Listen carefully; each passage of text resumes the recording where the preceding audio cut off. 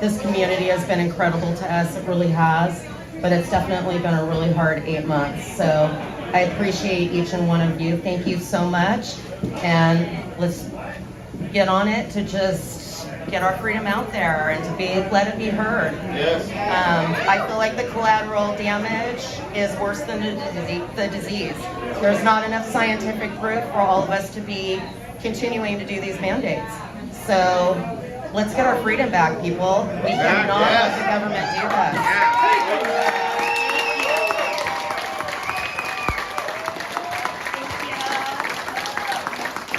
I too am a speaker.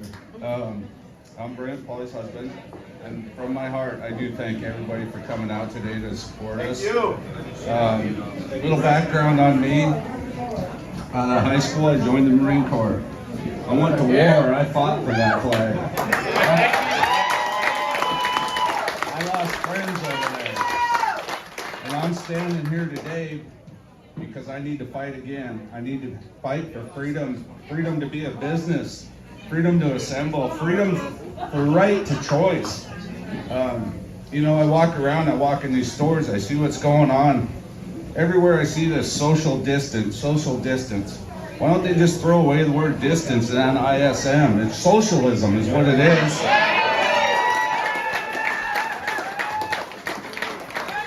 So I do thank everybody for being here. We had some critics and they were like, ain't you worried about being a super spreader of this? And I'm like, yeah, I am. I'm a spreader. I'm a spreader of the word. Freedom!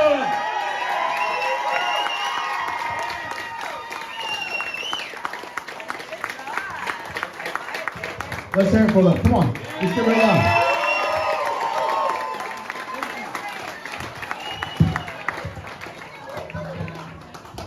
All right, I got a quick question. Okay, so all the agents, L&I, health department, liquor board, all of them that's been running around shutting down these businesses, what do you want us to do? What do you want us to do? You just want us to shut down while you get to collect your paycheck in the comfort of your house. We can't deal with that anymore. Anybody who's listening to these videos and you work for some of those agencies, my question is, do you have any empathy at all for the families? I'm here to declare right here, okay, all of us are essential. Is that right? Yeah. Are you guys essential? Yeah. This is what I said yesterday. We are 1,000 times more essential than anybody that works in the government because the government does not produce anything. L&I does not produce anything. All they do is shut down businesses. We work our asses off. We put in the work. We put in the effort. We produce things. We are essential. The government is not. Can I get an amen? One of the things that drove me crazy when I was up in Tri-Cities, we had a younger kid work for liquor board, and he went and served papers to one of the bars.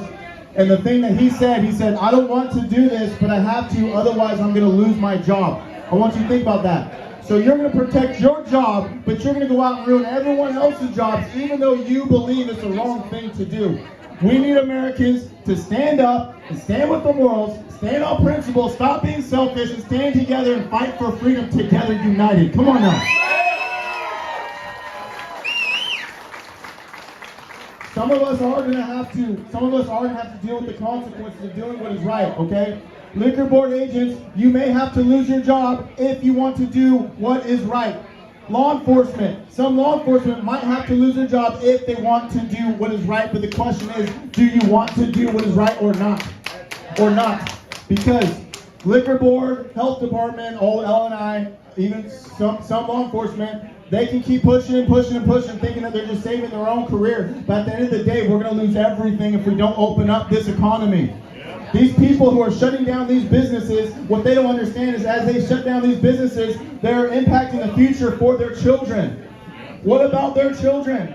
What about their grandchildren? We all need to live in a free, open economy where anybody can start a business. Not just major corporations, but us people, small business can open up anytime, any place. You guys agree?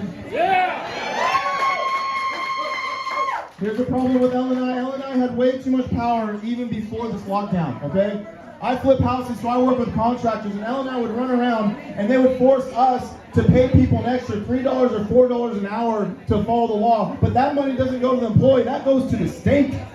$3 to $4 an hour goes to the state. They do not deserve that money. They never have. They never have. But this one good thing about the lockdown is I think people are finally starting to wake up. People are finally starting to ask this question: why do we give these agencies so much damn power over us, guys?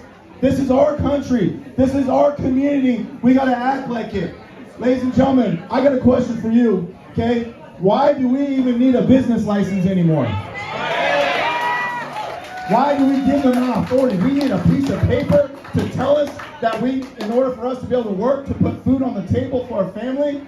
Ladies and gentlemen, that is a God-given right. We don't need a piece of paper from this government anymore, ladies and gentlemen. No more. No more. This is the thing. The thing about the lockdown is that maybe finally people will say no more. Maybe people wake up and say no more because we've allowed this to happen for far too long. Ladies and gentlemen, I want you to say no more. Come on, say no more. Come on, a little bit louder. Come on, say no more. I am sick and tired of these people above us, ladies and gentlemen. We are the boss. We control this government. Is that right? We will no longer live a life of fear, afraid of fines, afraid of the media slandering us. We will not live that life of fear anymore. Ladies and gentlemen, take that power. It is yours, granted to you by the United States Constitution, granted to you by God, ladies and gentlemen. Take that and make sure you let every single agent know respectfully that they work for you, not the other way around. We will no longer do this. I'm sick and tired of this. Come on now. Come on, we gotta fight like crazy for this country, guys. We gotta fight like crazy. I'm here to tell you, 2021, okay, say goodbye to 2020. Say goodbye, because goodbye 2020. I woke up January 1st and I had an overwhelming spiritual feeling. 2021 is gonna be the year of freedom, ladies and gentlemen. We're gonna get this back. Have faith, have hope. People are finally rising up. But here's the thing I want to say is that, like I said, no more living a life of fear. No more. It's time for the government to be afraid of us. It's time, ladies and gentlemen. It is time. That means coming together and defying as much as we possibly can. We have to defy them as much as we can. Farm Boy, you guys know about Farm Boy? Okay. I want to give you a quick story about them. They dragged them into court, found contempt of court. The judge said, you have to shut down, otherwise you guys are going to jail. Okay? Guess how they decided to respond? They said, take me to jail. They're having a huge rally tomorrow for another reopening the day before the next court date, okay? Because they're calling out the judge's bluff. They're trying to make you guys afraid. They're trying to get you guys to comply. But I'm here to tell you, I don't care if it comes from a judge or a politician, okay? An unconstitutional court order is not valid in the United States of America. It's not valid. The Constitution, no one is above the Constitution. I don't care, president, governor, judge, I don't care who you are. The Constitution is the law of the land. Is that right? Yeah! Come on now. Farm Boys tomorrow, and that's what we got to do. Most of the control is just fear by getting us to just comply and not challenging it. Farm Boys having a rally tomorrow. I will be up there at 2 p.m., okay, in Olympia. We need thousands of people up there to let these judges know that the people will no longer stand down. Come on now. I want to talk about Moscow real quick. I've talked about it a lot of times, okay? Moscow, Idaho, this is the perfect example, okay? Moscow, Idaho had 200 people out front of city council worshiping, challenging their local ordinance for not wearing masks. The police came and arrested 2 of them, okay? This was during the summertime. Now, instead of that, they're doing that to get you to be afraid. They're doing that so that people won't come back and worship. You understand that? That's the whole point. They're hoping that people will be like, oh, I don't want to go to jail, so I'm going to hide in my house like a good little subject. That's what they hope, okay? And I went up there after that, and I saw something so beautiful, guys. It was so inspirational. That same church put up another event page. The next day, they had like 1,000 people, okay? 1,000 people out there worshiping. And here's the beautiful part, is there was not one police officer in sight that day, okay? They didn't arrest anybody because they called their bluff out. They said, go, you want to arrest all of us? Go ahead and try.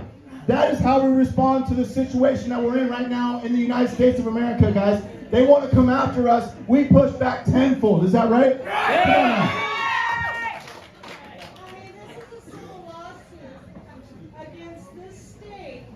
Okay, can I finish my speech? Can I finish my speech? Thank you. All right, thank you. I appreciate it. You can talk to me a little bit. Thank you, though. Thank you. Thank you for being here, too. Appreciate it. Here, listen to this, okay?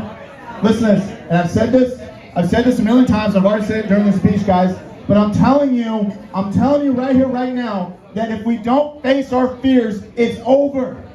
It's over. No more, guys. We can no longer allow these people to lie to us, to dictate what we can or cannot do. We have to take back your own communities because they're yours. They belong to you.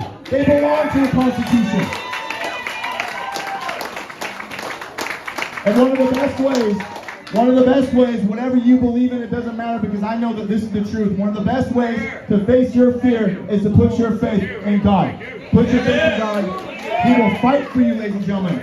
He will not fight your battles for you. You got to go out there. You have to be willing to take risks. You have to be willing to deal with the consequences of standing up for what is right. But I'm here to tell you, He will protect you and He will be there through you, through everything that you go through. I'm talking from personal experience.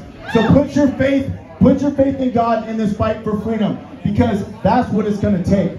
If you look at our forefathers, they had their faith in something bigger than themselves. Do you understand that? To go be the most powerful military in the world. One of the best examples I give is the churches. We have so many pastors and preachers, they've been exposed as cowards. I'm not trying to say anything bad about them, but it's the truth. They're unwilling to deal with a little bit of persecution to keep their churches open at a time when we need churches more than ever, ladies and gentlemen. Find yourself a pastor who is courageous.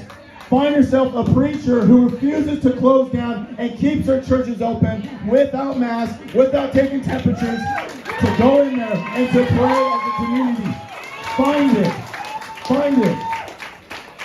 Anybody can preach when there's no consequences, right? But when you walk through persecution, it's a declaration of what you believe in. It means you're not fake. It means you're not a liar. It means you're willing to walk through the fire for a good cause, for justice, and for truth. Come on now. All right. So I'm going to finish this up. We'll get Scott up here next, but I'm going to finish up this. It's very important, guys. It's very important. It is time to activate yourselves. Activate the warrior within you, ladies and gentlemen. Activate it. It's in there. Come on. That American spirit it's been sleeping, but it's still there. We got to wake it up. We are Americans and we don't put up with tyrants.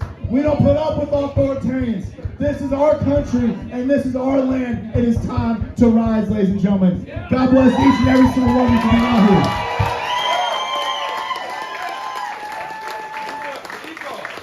here. We'll start up.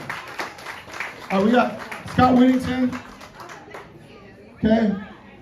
The Republican Lewis River Precinct Committee officer, a local activist, is coming through right now. And ever since I've been working with Scott, it's been a huge blessing. Okay, he's doing a lot for this movement. So, ladies and gentlemen, let's hear it for Scott.